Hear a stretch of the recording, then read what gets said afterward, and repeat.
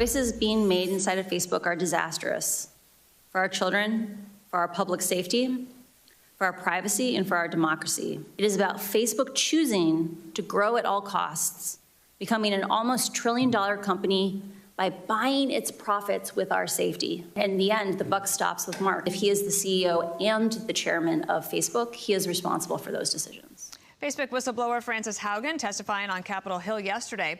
The data scientist accusing the company of putting profits ahead of public safety.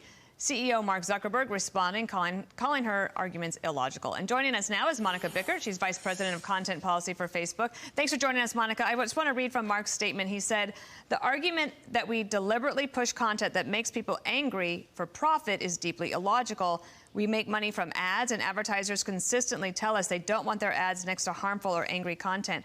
One of the big issues has been, for a while, the issue of the algorithm, and is Facebook going to be willing to provide some transparency, let people see how the algorithm is put together?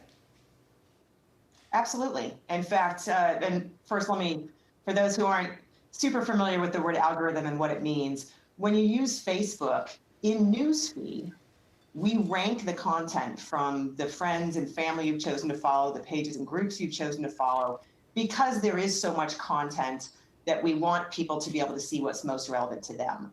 And people have asked us over the years if we can be more transparent about the decisions that go into that ranking. And so we have. And in fact, as recently as a couple weeks ago, we published in our Transparency Center a set of content distribution guidelines that explain, for instance, the types of content that we demote. We demote engagement bait, clickbait, sensationalist content. And much like Mark said in his memo, that is designed to give people a better experience. It is in our business interest to make this a place that people will want to return to for years to come. Yeah, wow. So, but I should say, people can always turn the algorithm off if they want to. They can see content in reverse chronological order if they want. But if you're going to allow outsiders to look at the algorithm, that's like throwing open the hood and allowing people to look inside. As a private company, you would allow, as a publicly traded company, you would allow that to happen. What we explain in our Transparency Center is the types of content that we reduce the distribution of and the types of content that we recommend or promote. So it's not quite the same thing as showing the ones and zeros that the engineers write. I'm not an engineer. That wouldn't mean anything to me. It probably wouldn't mean anything to most of the public.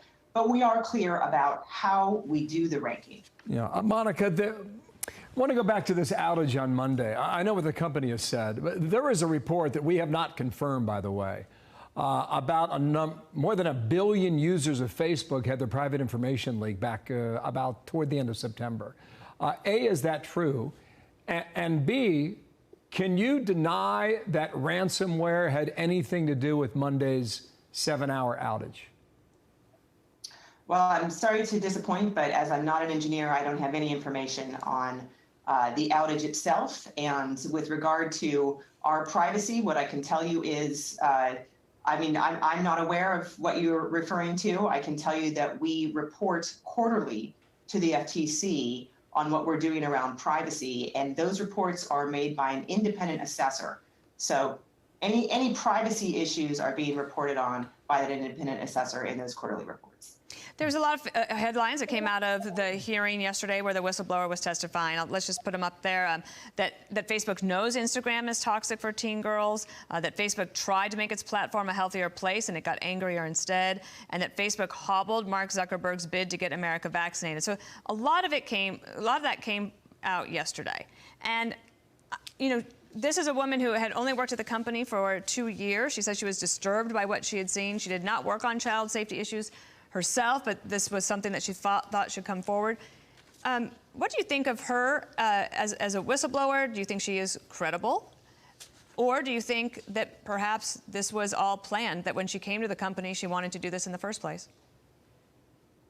Well, I can't speculate on her motives, but I can say she didn't work on these issues, and her testifying about them and mischaracterizing some of the documents she stole is like if a journalist were to read another journalist's story, a colleague's story, and say, oh, I'm an expert on this. I mean, she's not an expert in these areas. These are not areas that she worked on at Facebook.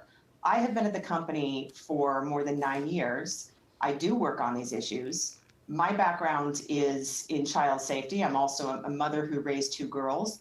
And the people who work on our team include teachers, former child safety prosecutors, a former rape crisis counselor, a woman who spent 30 years in countering gender-based violence.